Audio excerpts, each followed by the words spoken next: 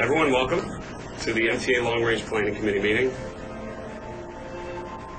My name is Dave Keller. I'm the Vice President of the MTA, and one of my few but very important roles is to run this committee meeting.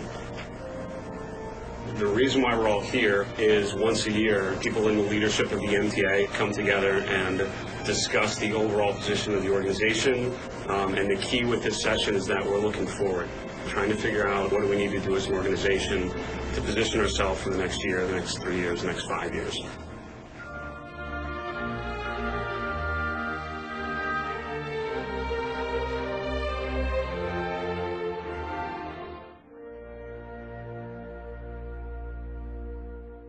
The Market Technicians Association is an organization where technicians, market timers, behavioral finance people come together to meet, exchange ideas, grow, network.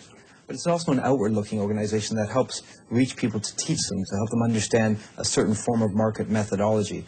To associate members, it's a way to network and kind of get into the business perhaps and rub elbows with people they see on CNBC or read about being quoted in a newspaper. And for the professionals, it's like an extension of the family. The MTA, it's changed dramatically since the early days. From the early days in the 70s and 80s to where we are in the late 90s and now in the 2000s, people are understanding that it's not just about knowing the company and the balance sheet. It's about knowing how technical factors drive returns in the markets. But in the 1960s, there was this kind of inferiority complex that technicians had because they weren't given what they thought was the kind of professional standing that, say, a fundamental analyst got.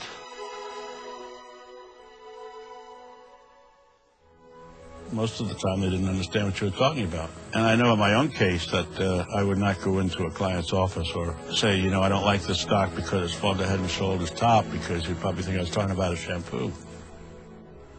But the 60s were an interesting period because I think the incubation of the MTA was probably in that time frame.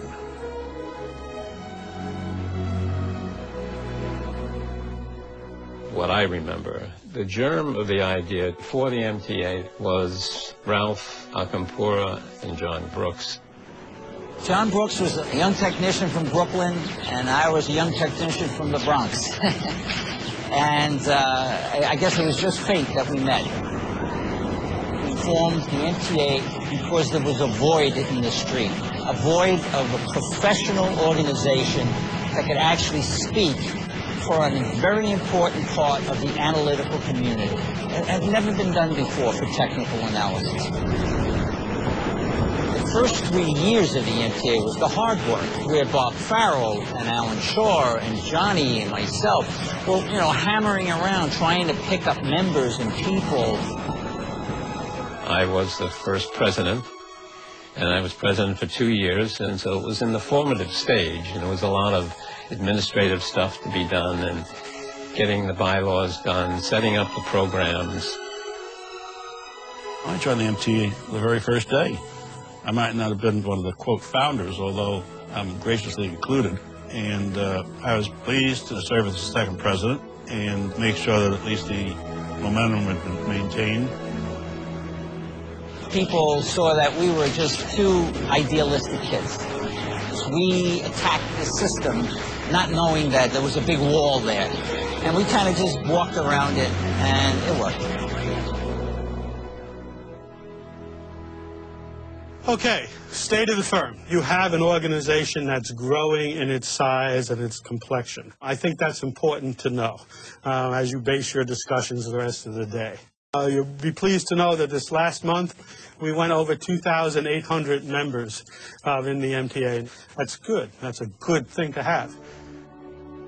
In the old days, the organization was very much an organization of people who wrote analysis. Over time, the organization changed to include professional users of technical analysis.